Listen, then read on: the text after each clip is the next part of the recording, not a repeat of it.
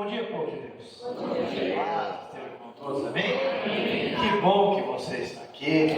Que bom que você superou esse monte de coisa na semana. Você não sabe o que essa pessoa que está do teu lado suportou, venceu, decidiu para poder estar aqui. Superou muita coisa. Não é verdade? Superou depressão, desânimo, palavras ruins, dívidas, seja o que for, dores. Seja o que for, bem, você passou de uma idade, se você não tiver dor, você está morto. Nós estamos aí, como diz, desesperado, mas cacarejando. Muitas vezes. Deus é bom acima de tudo. Bem, você trouxe a sua Bíblia? Abra, por favor, em Filipenses, capítulo de número 1.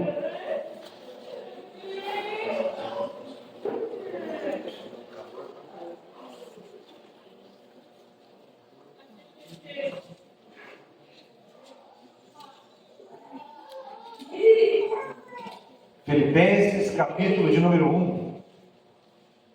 Nós vamos ler do versículo 1 ao versículo 6. A carta da alegria do apóstolo Paulo. A carta de gratidão.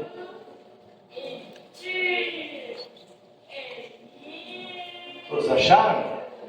Bem, a minha tradução, ela vai dizer assim: Paulo e Timóteo, servo de Jesus Cristo, todos os santos em Cristo Jesus, inclusive bispos e diáconos que vivem em Filipos. Graça e paz, vós outros, da parte de Deus, nosso Pai e nosso Senhor Jesus Cristo. Dou graças ao meu Deus por tudo que me recordo de vós, fazendo sempre com alegria súplicas por todos vós em todas as minhas orações, pela vossa cooperação no Evangelho, desde o primeiro dia até agora. Estou plenamente certo de que aquele que começou a boa obra em vós há de completá-la até ao dia de Cristo Jesus. Amém? Assente-se, por favor. Eu quero falar um pouco com vocês sobre mentes invencíveis, mentes fortes. Eu ouvi uma vez uma frase do Chico Anísio que eu achei interessante. Ele disse sobre as pessoas assim de idade. Ele falou: olha, não tem muitas vantagens, mas tem vantagens em chegar na idade onde eu estou. Estava com 80 e tantos anos. E ele disse: olha, a comida já não é mais o mesmo sabor, você já não tem mais aquela mobilidade que você tinha antes, você tem aquele soninho toda hora que vem e coisa e tal, mas tem uma coisa muito boa, que é a sabedoria. Por isso que os mais jovens devem escutar os mais velhos. E olha, eu admiro as pessoas de cabeça branca. Eu admiro as pessoas de idade. Eu dei banho no meu avô até perto do fim dos dias dele, quando ele estava com 91 anos. A minha avó, uma fé incrível, faleceu com 93 anos também.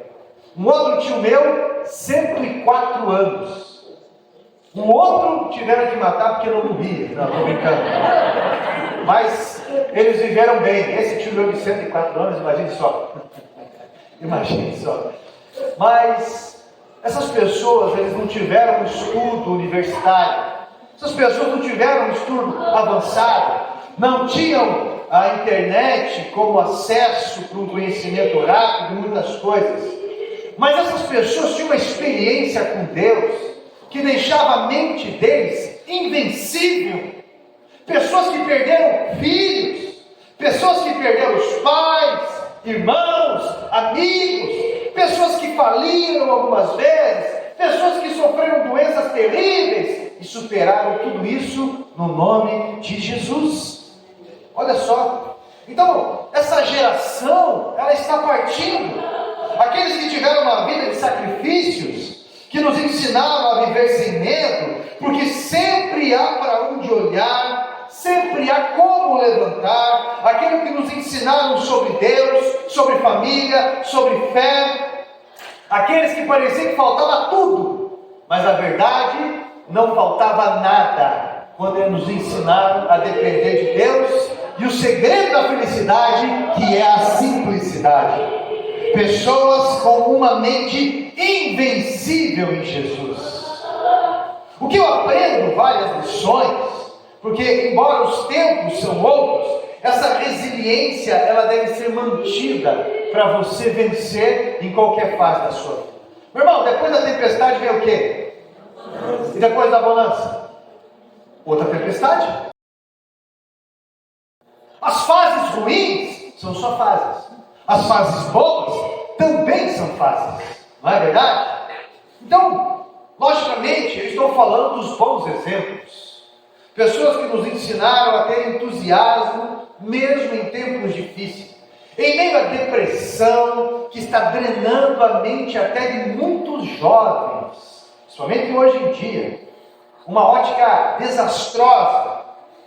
Esses lockdowns que tiveram agora, aí, na época de pandemia, 4 anos atrás, 3 anos atrás, isso mudou a ótica da humanidade em muitas coisas. A maioria de nós se deparou com a questão de doença, ou um parente, um amigo. Muitos de nós, a vida se tornou diferente na ótica. E diante de um cenário de isolamento, muitas vezes, um cenário que as pessoas mudaram muita coisa, a Bíblia nos ensina de diversas formas a usar o capacete da salvação. Você tem o capacete de salvação? Isso é blindar a mente, experimentar o ânimo de Deus em tempos como esse, em tempos tão desastrosos, tão desatentos como os dias de hoje. O livro de Filipenses, ele é chamado também de carta da alegria de Paulo. E é interessante essa epístola, porque Paulo vai usar vários textos militares para falar sobre a alegria que triunfa. O apóstolo Paulo, ele está vivendo um tempo de prova, de grandes dificuldades, porque ele escreve essa carta quando ele está numa prisão romana, uma prisão terrível. E essa prisão, que era uma masmorra, um buraco úmido, escuro, mal cheiroso, ainda estava algemado a guardas pretorianos, que revezavam a guarda algemados a ele, para que não houvesse perigo de fugir, porque Nero botou fogo na parte pobre de Roma. O fogo perdeu o controle e pegou um pouco da parte rica de Roma. Então ele precisava achar um culpado, e então ele jogou a culpa nos cristãos. E um dos líderes dos cristãos era o apóstolo Paulo. E havia uma grande perseguição. Paulo estava solitário, com algemas, com debilidades físicas. E esse texto, ele vai falar sobre essa alegria que triunfa, a alegria que vence, mediante ao cenário mais difícil que você pode imaginar. Eu queria comentar alguns recursos espirituais que podem nos ajudar a ter a mente de Cristo, a blindar a nossa mente com o capacete da salvação, a proteger as nossas emoções, os nossos pensamentos e tomar um ânimo em todo tempo como esse. Sempre haverá uma resposta dentro da gente quando você olhar para Deus e a sua palavra. Há uma nuvem de testemunhos ao nosso redor, que nós podemos escolher os exemplos a seguir para fazer o que é certo, para termos resultados certos. Amém? A primeira palavra que me chama a atenção nesse texto aqui, que está no versículo 3 ao versículo 5, a primeira palavra que me chama a atenção é a palavra cooperação. Repita comigo, cooperação. Cooperação. Isso, só para te acordar com essa palavra. Eu creio que a cooperação é uma ferramenta espiritual para retomarmos o ânimo, sim. O apóstolo Paulo está agradecendo a Deus, reconhecendo que a ação dos irmãos trouxe alegria, trouxe conforto ao coração dele. Ele está falando especialmente de Epafrodito, que veio de longe e quase morreu para trazer donativos para ele, e os recados, os bons recados da igreja para ele.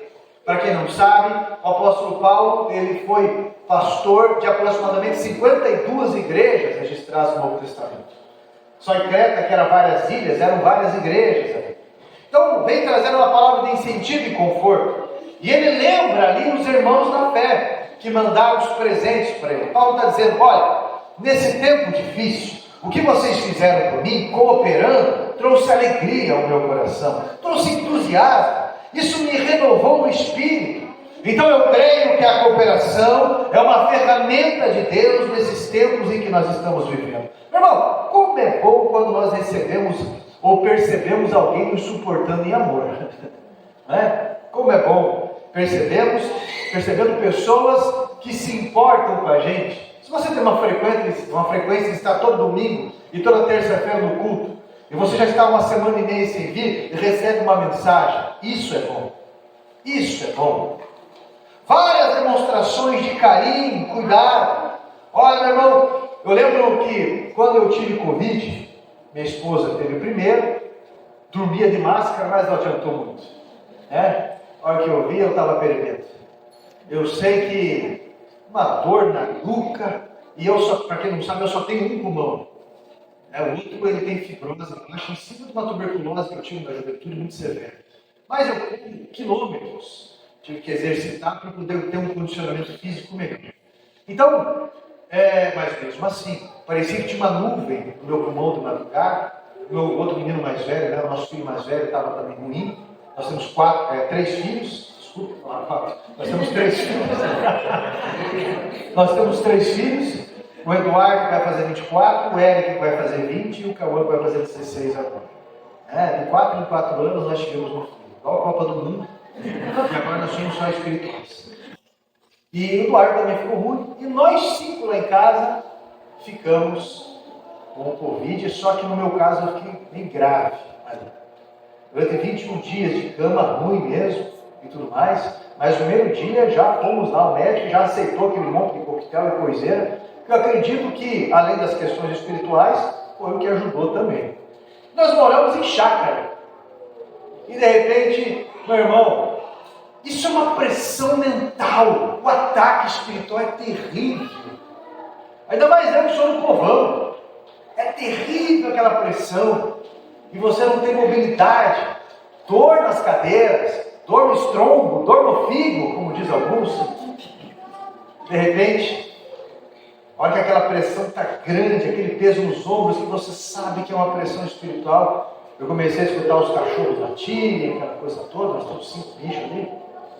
A hora que eu olhei, murmúrio daqui, conversa de lá, acendi as luzes externas para a rua, era a igreja que estava ali.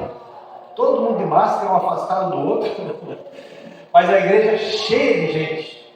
E ali eles começaram a entoar um cântico, um louvor, e lá da minha sacada nós fizemos um culto. Eu chorei naquele momento. Porque aquela cooperação, no momento de dificuldade, me trouxe um grande ânimo ali também. A quantidade de mensagens que mandavam, meu irmão, eu já tinha uma mensagem que eu só copiava e colava. Eu já não conseguia mais responder tantas pessoas. Muito feliz com relação a esse carinho. A quantidade de coisa, e era no começo do Covid ainda, as pessoas chegavam, mas era muita comida, muita coisa, de queijos, de frutaiada, de coisa nada, que nem se eu tivesse dinheiro comprado. E pegava e deixava no portão, ia para o outro lado da rua, apertava a buzina dentro do carro de máscara, e eu saía lá. Aí eles buzinavam, davam um tchau, passando álcool em gel na mão com medo de qualquer coisa. Eu olhava e até brincava, falei assim, é oferta ou é oferenda? Aí Deus abençoe, a gente brinca muito. E aí, gente, a gente ganhou tanta coisa que a gente repartiu com outras famílias depois. Pelo menos 4 famílias ganharam bastante coisa, pra você ter uma ideia. E foi um momento de cooperação que colaborou muito. Eu lembro de pessoas, vizinhos que nos ajudaram muito mesmo. Tomando a frente, ajudando várias situações. Porque é nesse momento que você vê também o fruto da sua cooperação. Uma vez apareceu uma moça para mim e falou assim, estava com uma cara nadegada, assim, brava. E daí eu disse, o que foi, meu irmão? O que aconteceu? E ela, eu estive 2 semanas sem aparecer no culto, ninguém me mandou uma mensagem. Poxa, meu irmão, que triste, o que aconteceu? Eu estive enfermo e ninguém me mandou. Mas olha, meu irmão, a senhora sabia que fulano estava doente ou não? Não sabia. E que ciclano também estava doente? Não sabia. E que fulano faz 2 meses que está internado? Não, eu não sabia. Sabe por que a senhora não sabe? Que quando a senhora está bem, a senhora não faz visita para ninguém. A senhora não liga para ninguém quando a senhora está bem. Isso, me desculpe falar, porque eu respeito muito a senhora, mas também é uma resposta. A cooperação, ela traz respostas na nossa vida. E a gente precisa entender, olha a quantidade de igreja que Paulo cuidava. Olha a quantidade de pessoas que Jesus libertou, curou, multiplicou pães e peixes e quantas coisas. No dia de Pentecostes, quantas pessoas tinham lá? 120. Depois de poucos meses ali. Então, meu irmão, qual que é a resposta de cooperação que você está dando para a vida e estão dando para você? Presta muita atenção nisso, porque a cooperação ela vai nos trazer demonstrações de carinho, principalmente quando está passando por aperto, por dificuldade, provisão de Deus. Preparar alguma coisa. Meu irmão, eu desafio você hoje a fazer algo bom para melhorar a vida de pessoas que estão precisando. Seja uma mensagem, seja uma visita, seja, eu não sei, alguma coisa, alguém que está de dieta, você tem que lavar a louça, algum alimento, algum auxílio. Eu quero abençoar a tua vida, porque você representa muito para mim ou para nós. Eu desafio você a fazer algo. Meu irmão, a nossa fé precisa ser lógica. Nós estamos vivendo uma mutação desagradável, onde eu frequento um templo para que Deus me sirva, para que os meus pais me sirvam, para que os meus filhos me sirvam, minha esposa, meu marido, todo mundo me sirva. E aí, aonde está o cristianismo nisso? Se a ideia é justamente eu servir, negar a si mesmo, tomar a minha cruz. Prepare alguma coisa para alguém. Nesses tempos difíceis, quando chega a cooperação de alguém, ajudar alguém, meu irmão, nós somos renovados no Espírito de Deus. E também quero desafiar você que está passando um período difícil, talvez doente, talvez não está muito legal, talvez está sozinho. Nós precisamos uns dos outros. Tem gente que se fecha, fica amargurado, culpando todo mundo. Nós precisamos ser claros uns com os outros. Há muitas pessoas dispostas a ajudar. Você sabe aquelas pessoas que quando não estão passando um momento legal, seja financeiro, seja físico, seja como for, essa pessoa começa a descontar em todo mundo, ninguém sabe o que está passando? É mistério. Conhece essas pessoas? Chamado de irmão Pedro de Lara? Só os Velhos Testamentos que não sabem que eu estou falando, Pedro de Lara. Aqueles que foram batizados aí no Limão, sabe? Aqueles são. Aconteceu já chega na igreja e parece que está todo mundo devendo para ele. Daquele jeito. Enquanto uns parece que foram batizados numa piscina de bolinha. Sempre estão sorrindo, felizes, parece que não tem problema. E são exatamente esses muitas vezes que cooperam. E às vezes você se fecha, fica culpando todo mundo, chega com uma nuvem escura em cima da cabeça, com o rosto assim já concretado, que ninguém sabe o que você está passando. Eu não estou dizendo que você precisa abrir a tua boca e sair falando para todo mundo, mas também você não precisa descontar em todo mundo. Precisamos ter um equilíbrio. Nós precisamos uns dos outros. Eu não sou igreja, você não é igreja, nós somos igreja. A comunhão, o poder mais forte da igreja não é colocar a mão sobre alguém ser curado, colocar a mão sobre uma pessoa, a pessoa ser liberta. O poder mais forte que Deus deu para a igreja é o amor. E o amor, meu irmão, na poesia é a coisa mais linda. Mas exercendo ele é um filme de terror. Em que sentido, pastor? Porque você tem que se negar. Negar a si mesmo, tomar a sua cruz. Porque nós não nos parecemos com Deus quando nós oramos. Nós não nos parecemos com Jesus quando nós louvamos. Nós nos parecemos com Jesus quando nós perdoamos. Porque Ele nos perdoa. A cooperação é para o cristão. Não se feche na ignorância que generaliza um mau exemplo. Há memórias boas de pessoas boas que nós precisamos resgatar. Eu desejo essa cooperação para todos, para que haja ânimo, para que haja vitória, meu irmão. Não esqueça disso. Deus é bom sempre. Sempre Deus é bom.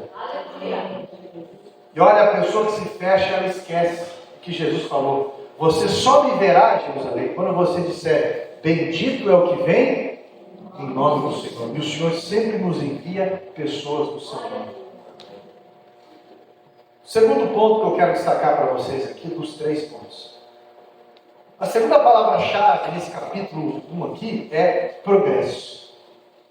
Versículo 12 diz assim: quero ainda, irmãos, certificar-vos de que as coisas que me aconteceram têm antes contribuído para o progresso do Evangelho, De maneira que as minhas prisões em Cristo foram manifestas por toda a guarda pretoriana e todos os demais. E muitos dos irmãos, encorajados por minha fé, ousam falar mais confiadamente em temor. A palavra aqui é progresso. E progresso é um termo militar. Quando aconteciam as batalhas do passado, era muito comum que algum soldado à frente ficasse tocando aquele tambor, né? Naquele ritmo militar de marcha. Tum, tum, tum. Parece aquela máquina de lavar milha, aquelas de madeira antiga, que fazia pagode em casa, né? Tum, tum, tum, tum, tum. Aquele jeito. E muitas vezes, quando estava tocando aquele tum, tum, e um grupo de pessoas dizendo: avançar, avançar, avançar. Avançar. E esse caminho, esse trajeto dentro do território do inimigo era chamado de progresso. E a Bíblia está usando esse termo para dizer: olha, as minhas prisões, elas não foram à toa. As minhas algemas, elas geraram progresso. Olha aqui, ó. Os guardas pretorianos estão revezando em algemas para me ouvir. Eu vou estar diante da liderança dos romanos e eles vão me ouvir, eles vão ouvir o Evangelho. Eu creio que uma das coisas que faz a nossa mente ficar saudável, sempre, é o senso de missão. Senso de missão. E quando ouvimos a palavra de Jesus dizendo: avançai, avançai, mesmo em meio às batalhas, nós continuamos servindo, enxergando oportunidade, nós continuamos trabalhando, nós continuamos cuidando, meu irmão. É isso que mantém o nosso emocional, de certa forma, saudável. Alguém que já teve pedra no rim? Levanta a mão. Irmão, quem teve pedra no rim, sabe que o inferno é pedra no rim. O inferno é feito de duas coisas: pedra no rim e bezetacil. Olha, meu irmão, é aquela dor que de madrugada, a primeira vez eu tive 2 vezes, né? Primeiro eu acordei, parece que eu tenho que trabalhar nas costas. Daqui a pouco parecia que chegava no inimigo e dava aquela apertada com a faca junto ali. Não tem posição que você fique, meu irmão. Você faz aquilo. Você sabe que você está morrendo, você pede perdão até por aquilo que você não fez. Entendeu? Até para as suas gerações passadas, futuras. Senhor, repreende macumba. Você pede perdão até pelo teu time de futebol.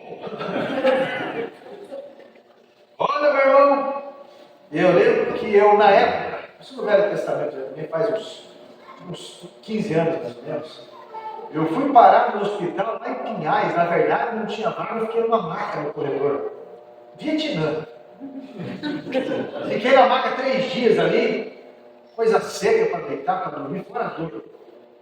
Morfina não adiantava nada, só aquele buscopan com o rosto na veia, e a dor já vinha, e aquela situação toda. E chegou uma hora que Deus estava na minha cabeça, eu pensei: bem, já que eu estou aqui, essa dor passa um pouco, fica, eu vou orar para essas pessoas que estão aqui. Eu levantei, tipo Gargamel, assim. Olha, meu irmão, eu nunca tive bebê, embora eu tenha uma rede até boa. Depois que ele tem 3 filhos, o corpo da gente não volta seu mesmo. Mas eu comecei a conversar um com o outro ali, maca, em cama. E eu lembro que eu cheguei num rapazinho, 16 anos. Rapazinho, ele terminou com a namorada, aliás, a namorada terminou com ele. Ele pegou querosene e tomou bastante porque ele queria morrer. Foi tudo muito impulsivo. E eu vi que chegava médico ali e conversava com ele, chamando a atenção forte. E a mãe chorando, coisa e tal. Quando ele estava sozinho, eu fui lá. E eu pensei: esse aí é daqueles que o pai saiu para comprar cigarro e não voltou mais. Dito e feito. Tem um problema de abandono, rejeição. E quando ele revivenciou isso, um ato impulsivo, inimigo é oportuno, meu irmão. E ele estava lá, todo mundo falando, todo mundo querendo viver, você querendo tirar a sua vida, a próxima vez, por favor, tome mais um gole para você ir de uma vez.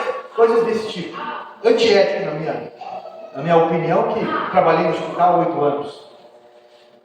Eu cheguei perto dele, comecei a conversar com ele, falei do amor de Jesus, falei da importância do Evangelho sobre a vida dele, aos 16 anos, que eu aceitei Jesus com 16 anos, que quando eu estava deprimido, meu pai já não sabia mais o que falar para mim. Filho, eu não sei mais o que eu falo para você. E eu abafando o choro no colchão, limpei as lágrimas e falei: pai, eu já sei o que eu preciso fazer. O quê? Eu preciso ir para uma igreja. Meu pai falou, isso, vai para uma igreja. Porque até então o lugar que eu ia, eu fui criado em bar. Quem me doutrinava era o Alborguete, assistindo ao Alborguete e em bar. E olha, eu costumo dizer para você que ninguém fica triste escutando fandango. Porque eu fui criado em galpão, como disse. Meu pai e minha mãe dançando e virando igual fumaça que sai da olaria. E eu dormi debaixo dos bancos muitas vezes. Só que quando passa aquilo e tudo mais, o mesmo vazio, ele vai tomando conta de você. Quando você está triste, vira uma filosofia de vida beber. Vou beber. Só que quando o cara bebe, ele pensa que ele vai esquecer. Não, meu irmão. A bebida, ela ativa a memória ruim na tua cabeça. E vai sair aquelas melodias arrasta-chifre, mais forte que você conhece, de lamento, de dor, porque ativa a memória ruim. A gente costuma falar que a vida de um dependente químico são 3 animais. O primeiro animal é o macaco. Você é novo ainda, tem bebida aqui, droga aqui, minha mãe, o cara só aqui, ó. Só o nené. Só os Velho Testamento vão lembrar do que eu estou falando. A segunda fase do dependente químico é o leão. Ele já não consegue ter horário direito, mente descaradamente, bate com a mão na mesa e fala, está faltando alguma coisa aqui? Eu só trabalho, eu me arrebento de trabalhar e a ingratidão. Já chega em casa chutando o gato. A terceira fase do dependente químico, seja qual for, é a fase do porco. Porque é um animal que não consegue levantar o pescoço para olhar para cima. Só olha para baixo, só come restos, dorme urinado, já não tem os dentes, cicatrizes, quebras, lamentos. Já não tem mais os familiares próximos, porque é inconvivível. Tem que morar numa comunidade terapêutica. Pra você ter uma ideia. E eu falei com meu pai aquele dia, com 16 anos, eu preciso de uma igreja. Daquele dia em diante, isso foi no sábado, no domingo de manhã, eu estava no templo, sozinho. Porque eu decidi pegar nas mãos de Jesus e decidi seguir a vida. Eu comecei a ler a Bíblia a partir do Novo Testamento. Ali eu larguei de fumar, larguei de beber e eu decidi descer as águas do batismo na terceira semana. Eu estou até hoje. Digo essas coisas para você, porque o senso de missão, seja o que você estiver passando na sua vida, de alguma forma, Deus permitiu você ali, nem que você tenha errado, ainda que você esteja no fundo do poço, não esteja de salto alto. Existe alguém ali que precisa escutar a palavra de Deus. Alguém que precisa subir com você até Cristo. Você sabe o caminho, meu irmão. Amém? Amém. Olha só. Eu lembro de um rapaz, todo mundo tem crise de fé. Eu lembro de um rapaz da igreja, o nome dele, eu lembrava da infância. Mas ninguém chamava ele. É que um dia tiraram o sarro e falaram o nome dele. Fleidervan. Todo mundo tem essa reação quando fala dele. Fleidervan é Vanderlei ao contrário. É aquela história do pai dele que vai no cartório, colocar o nome do filho, o pai dele é Vanderlei. Coloca ao contrário. Daí será mais ou menos isso. E o Fleidervan, quando eu fui visitar ele, depressivo, aquela situação toda, foi sendo acompanhado. E o caso dele era um caso bem grave mesmo.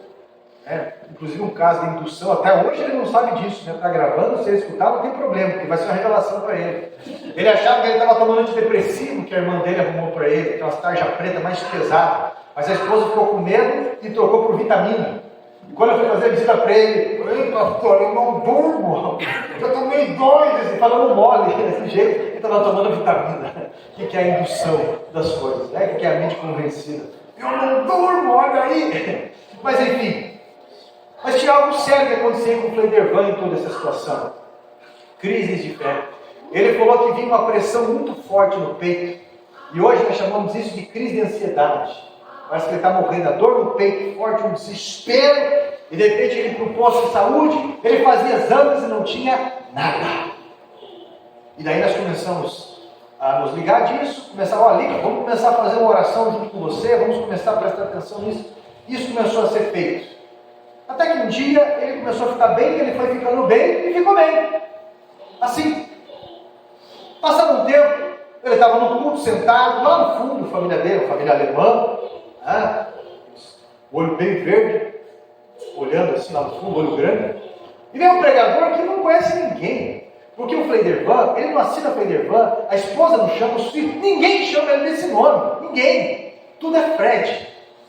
No cheque ele ensinava Fred, tudo é Fred, rede social, ele não tem registro disso a não ser a identidade. E nem eu lembrava disso, do nome dele. Mas chegou um pregador, no meio da mensagem, Deus está ministrando algo para mim aqui, muito forte. Quem que é Fleidervan? Eu nunca ouvi esse nome, quem que é Fleidervan? Eles esbugalhou o olho assim. Deus está me falando de um nome aqui, gente, Fleidervan. E daí a esposa dele ameaçou ele do lado, ele levantou. Fleidervan, eu não sei quantos quilos ele tem, acho que todos. Ele é grandão, assim, ele brinca. Ele é alto também. E aí, meu irmão, ele foi até a frente e o pregador olhou para ele, o pastor, e falou assim: você sentiu uma dor muito forte no peito. Eu vi um grupo de demônios que te perturbavam. Deus está honrando você, porque muita gente achava que era frescura ou fingimento. Deus está dizendo que Ele é contigo por onde você passa. Não é algo simples assim. Aquela noite teve mais coisas, foi algo sobrenatural que aconteceu. Passado um tempo, eu estou com o Freidervan andando de carro, falando: ô Fred, todo mundo tem crise de fé, né, cara? Você também deve ter, não é? Ele falou: pastor, eu tenho. Mas quando vem a crise, eu lembro que Deus me chamou pelo meu nome. Deus me chamou pelo meu nome. Senso de missão. Aonde você estiver, Deus está contigo para progresso, para avanço, nem que seja território do inimigo ali. Minha esposa, a família dela, só tem um tio dela que não é separado do casamento. O resto, todos, todo mundo separado. A mãe dela tem 4 casamentos. Da minha família, quando eu conheci o meu pai biológico, você tem uma ideia? Meu irmão, a minha avó mostrou para mim o álbum das esposas que meu pai teve. E é verdade. Então, nós tínhamos 99% de chance de separar. Nós estamos, graças a Deus, dia 10 agora, nós fizemos 26 anos que nós estamos juntos. Progresso, porque aonde, meu irmão, nós pisamos. Não são filhos que têm que sair. Não é ela, nem eu que tem que sair. É o inimigo que tem que sair. E você tem que avançar. Eu faço um desafio a você hoje. Para que você talvez está dizendo que está algemado numa situação. Paulo fez das suas algemas progresso em Cristo Jesus. Seja qual for a situação que você está passando, testemunhe Jesus, porque é possível avançar, é possível você vencer, é possível você multiplicar discípulos no nome de Cristo. Amém? É possível você fazer alguma coisa. Eu quero desafiar você a não perder o senso de missão, o senso de produtividade. Amém? A terceira palavra que me chama a atenção aqui, para eu finalizar com vocês, é a palavra provisão. Os versos 18 e 19, ali, Paulo vai falar sobre provisão. Cadê aqui? Versos 18 e 19, ele diz assim: todavia, que importa, uma vez que Cristo de qualquer modo está sendo pregado, quer por pretexto, por verdade, também por isso me regozijo, sim, sempre me regozijei, porque estou certo que é isto mesmo, pela vossa súplica e pela provisão do Espírito de Jesus Cristo, me redundará em libertação. Essa palavra provisão do Espírito, a provisão abundante do Espírito, a palavra provisão, ela vem do grego e significa coral. Interessante isso, né? Provisão vem do grego e significa coral. Aquelas festas antigas, caras que davam, somente pessoas muito abastadas no dinheiro conseguiam contratar um coral para cantar nas suas festas. E pouco tempo depois, essa palavra coral passou a ser conhecido por pessoas bem abastadas financeiramente, né? Providas financeiramente, pessoas ricas. E eu aprendi que na palavra de Deus, ser rico é ter muito daquilo que a gente ama. Eu vi uma frase escrita assim uma vez, a pessoa dizia assim: eu conheci um cara tão pobre, mas tão pobre, que ele só tinha dinheiro. Dinheiro é importante, muito, mas não é o mais importante. Nós precisamos entender isso. Amém? E eu acredito muito na provisão que vem da parte do Espírito Santo de Deus, porque ela nos fala sobre provisão generosa. Eu creio aqui que é algo sobrenatural. Não depende apenas de nós, mas de uma fé que procura Deus na crise, e por isso recebe o derramamento do Espírito Santo. Provisão, meu irmão, uma provisão espiritual, ela vai trazer alegria. Paulo escreve isso, mas muitas vezes na cadeia, ele havia experimentado a provisão de Deus. Ele foi injustiçado, ele foi chicoteado, meu irmão, ele foi traído, abandonado, caluniado, roubado, apedrejado. Uma das vezes ele estava numa prisão. Depois de ter as costas todas dilaceradas por chicotes, com um chicotinho chamado Azorrá. Já ouviu falar do chicotinho chamado Azorrá? Na Paixão de Cristo, você vê isso. Eram tiras de couro e na ponta tinha pedaços de osso, pedaços de pedra e pedaços de chumbo. Antes eles davam com os varões e saltavam aqueles vergões. Aí eles vinham para Azorrá e davam. E aquilo se estourava em sangue. Então, só que existiam várias penas. Só que isso era considerado uma pena tão forte, se o cara sofresse 40 chibatadas, ele não poderia sofrer mais nenhuma outra condenação, a não ser a morte. Então eles pegavam Paulo e davam 39. E por 5 vezes pegaram ele e deram 39, como ele mesmo relata isso. E agora ele está mais uma vez com as costas todas cortadas, ele e Silas do lado. E de repente a provisão de Deus vem. E quando vem essa provisão de Deus, um olhou para o outro e começaram a cantar. Tem 2 hipóteses aí. Ou eles estavam muito desafinados, ou o poder de Deus foi muito grande naquele lugar, porque aquelas algemas caíram. O carcereiro ali ficou apavorado, porque ele deveria defender com a própria vida. Então Paulo chega para ele e fala: não faça tal mal, estamos todos aqui. O que eu preciso fazer? Traz uma história resumida, para que eu seja salvo, enfim. Crê no Senhor Jesus, tu e tua família, e serão salvos. E a teoria é que uma igreja começou através da família, através da casa de Filipos. E essa carta de agradecimento, que é na região, essa carta de agradecimento começou através de algemas, de libertação, de sofrimento, quando ele estava a caminho da Macedônia. Meu irmão, progresso, provisão de alegria em momentos difíceis, provisão, meu irmão, sentimental, emocional, provisão financeira. Quando eles estão ali, meu irmão, o poder de Deus se manifesta quando eles se ligam a Deus. E escute, quando você se liga a Deus, sempre haverá uma resposta, sempre haverá um consolo, sempre haverá um caminho, sempre haverá esperança, porque fé é uma ligação com Deus que manifesta poder. Essa provisão gera vida, essa provisão ela gera salvação, como aconteceu ali. A alegria, a cooperação em meio à crise, ela te faz avançar. É uma terra onde Deus faz você prosperar, como diz em Neemias 8:10, a alegria do Senhor é a nossa força. Esse é o rumo, Ele é o consolador, Ele é o nosso advogado, Ele sara as nossas feridas. Deus vai até onde você está, meu irmão. O Senhor vai te encher de expectativas, como Ele diz no verso 20 e 21, no versículo 20 e 21, receba hoje o capacete da salvação da tua vida contra as investidas do inimigo. Não irá prosperar as investidas do inimigo, pois esses ataques que começaram contra a sua mente cairão por terra no nome de Jesus. Nossa vida é cuidada, nossa vida está ligada nas coisas do alto, algo muito maior, meu irmão, e podemos descansar que Ele nunca perdeu o controle de nada. Ele nos ensinou a viver o cristianismo no mar agitado, no meio de uma tempestade, ainda permanecer no barco, porque no barco com Jesus ainda é o lugar mais seguro. Ele nos ensinou a viver o cristianismo num casamento que estava prestes a passar vergonha. Ele nos ensinou a viver o cristianismo no meio de um deserto.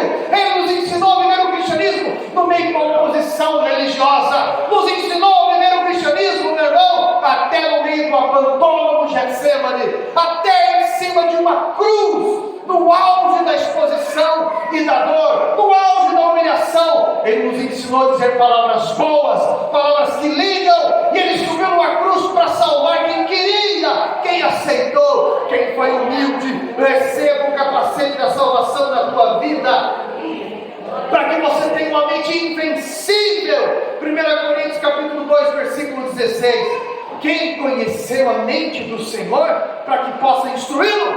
Nós, porém, temos a mente de Cristo. Hoje eu convoco você.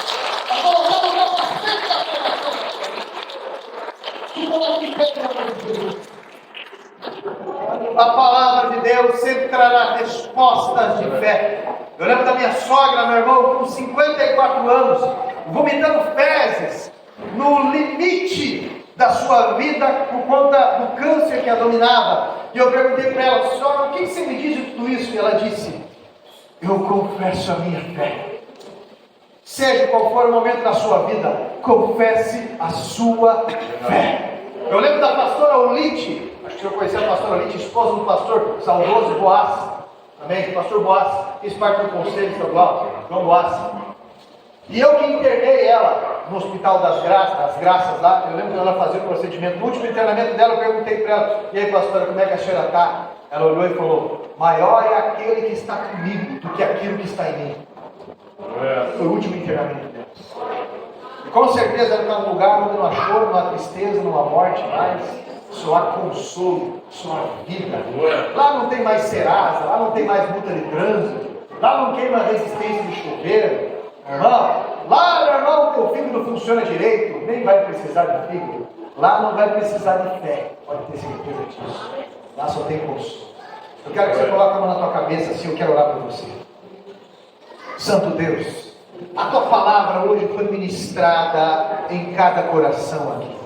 E cada pessoa que está com a sua mão na sua cabeça agora, que representa o capacete da salvação, eu peço que o Senhor derrame suficiência e proteção contra todos os dardos inflamados de Satanás, que quer deslocar esse homem e essa mulher longe do seu casamento, longe da sua família, longe do seu ministério, longe da vida. Eu peço que o Senhor derrame poder, graça, suficiência quando essa pessoa for dormir, quando essa pessoa levantar, que o Senhor derrame, Pai, graça e alegria, provisão, cooperação, avanço, e que tudo isso seja para o seu louvor, para a extensão do teu reino, pois toda cilada satânica já caiu por terra em nome de Jesus. E nós ligamos esta oração aos céus, te agradecendo em nome de Jesus Cristo. E todos digam: aplauda Jesus Cristo.